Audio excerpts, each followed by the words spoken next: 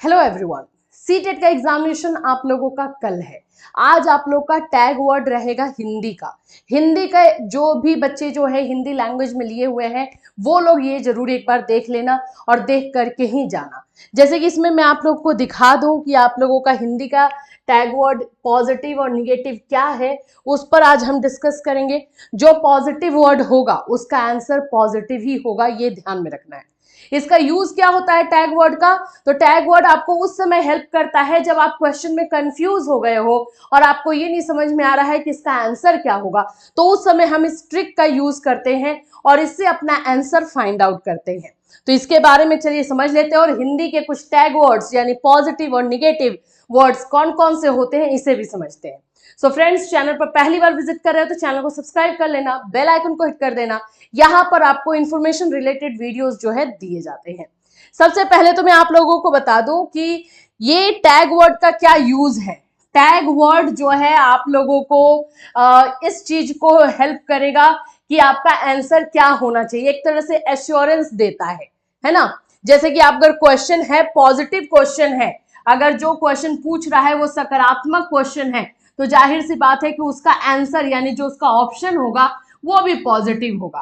अगर negative question है तो उसका ऑप्शन जो है निगेटिव होगा।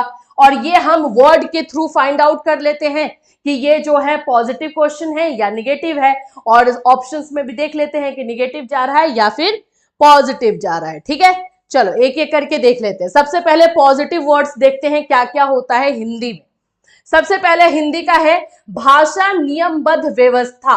भाषा को जो है नियमबद्ध व्यवस्था माना गया है, मतलब एक नियम के साथ ऑर्गेनाइज्ड वे जो है भाषा का, ये पॉजिटिव वर्ड है। ठीक, विभिन्न संदर्भों में भाषा का प्रयोग, अलग अलग पर्सपेक्टिव में जो है लैंग्वेज का यूज होता है। मातृभाषा में शिक्षा, शिक्षा हमेशा मातृभाषा में दी जाए, अगर ऐसा कुछ लिखा हुआ है पॉजिटिव है, उसका आंसर भी पॉजिटिव ही होगा। भाषा का अधिकाधिक प्रयोग, भाषा का जो यूज होगा वो ज्यादा से ज्यादा लिखा हुआ रहे।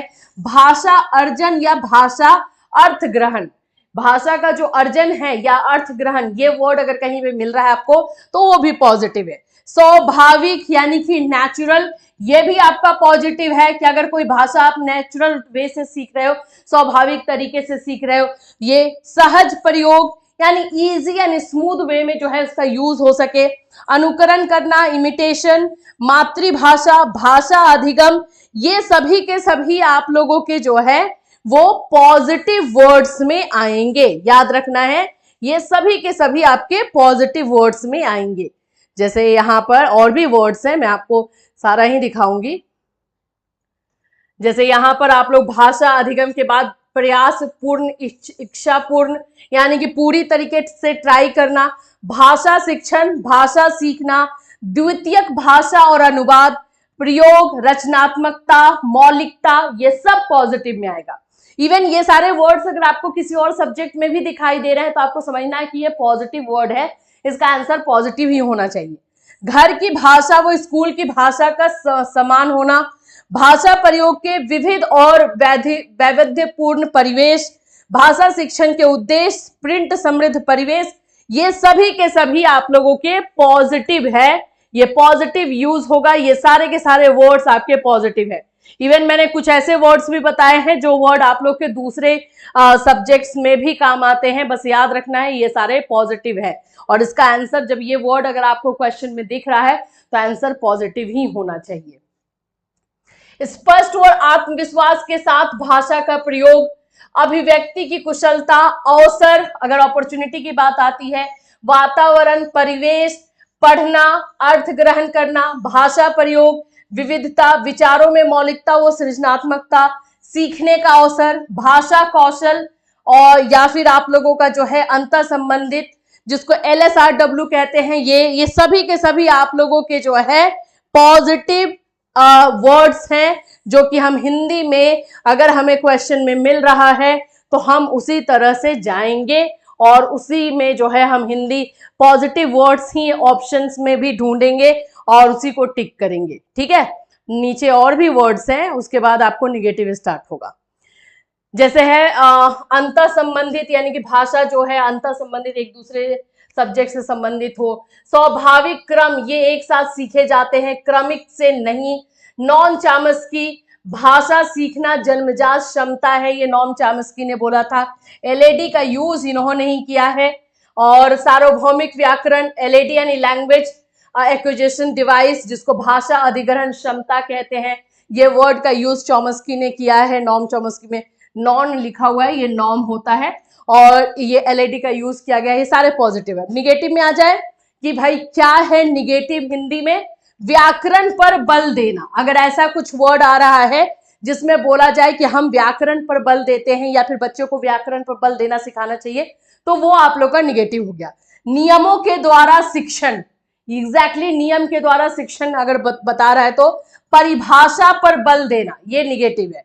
और भी निगेटिव वर्ड्स है। पुस्तक केंद्रित शिक्षा, अगर ऐसा लिखा हुआ है, शिक्षक केंद्रित शिक्षा, कोरी स्लेट, लैंगिक असमानता, केवल, मात्र, सिवाय, बजाय, रटना, याद करना, स्मरण करना, ठीक है, कंठस्थ करना, दंड, सजा, शिकायत, समस्या, बोझ, अनुशासन, निष्क्रिय, ये सभी के सभी निगेटिव है। अगर आप लोगों के जो है क्वेश्चन में ये इसमें से कोई भी वर्ड मिल रहा है, इट मीन्स कि आप लोगों का क्वेश्चन निगेटिव है। आपको ऑप्शंस में से भी निगेटिव ऑप्शन ही चुनना होगा। क्लियर? ये चीज अपने दिमाग में आपको रखना है, ठीक है। चलिए और भी कुछ है जिसको देख लेते हैं। तकनीकी ज्ञान, वैज्ञानिक शब्दावलियां, परिभाषा, व्याख्या, सीमित, परीक्षा, परस्पर प्रतियोगिता, बंद अंत करने वाले प्रश्न, जिसको हम लोग क्लोज्ड आंसर क्वेश्चन कहते हैं, अभिसारी चिंतन भी कहा जाता है, पुरस्कार और लय अभिप्रेरणा, अलग अलग करना, वर्गीकरण करना, नियंत्रित करना, ये सभी के सभी निगेटिव है। अगर क्वेश्चन में आपको इनमें से कोई भी शब्द, कोई भी वर्ड दिखाई दे रहा है, समझ लो कि क्वेश्चन निगेटिव है। ऑप्शंस भी आपको निगेटिव ही चुनना होगा। तुलना करना, पक्षपात करना, किसी पर दूसरे की तुलना पर अधिक ध्यान देना, अंक करना, ग्रेडिंग, रैंकिंग, उत्तीर्ण, अनुत्तीर्ण, व्याकरण पर बल, उपेक्षा, अपेक्षा, ये सभी आप लोगों के जो है निगेटिव में आएंगे। तो हिंदी के ये कुछ निगेटिव एंड पॉजिटिव वर्ड्स हैं जो लास्ट मोमेंट में, अगर आपको सीटेट में एग्जामिनेशन में क्वेश्चन समझ में नहीं आ रहा है तो आप लोग जो है इसको यूज करके अपने क्वेश्चन का आंसर कर सकते हैं। बहुत बेनिफिट होता है, एक तरह से ये ट्रिक होता है जिसको आप यूज करके अपना टाइम भी बचा सकते हैं और एक्यूरेट आंसर भी चूज कर सकते हैं। तो ये हिंदी के लिए आई होप कि ये वीडियो आप लोगों के लिए यूजफुल रहेगा। All the best for examination.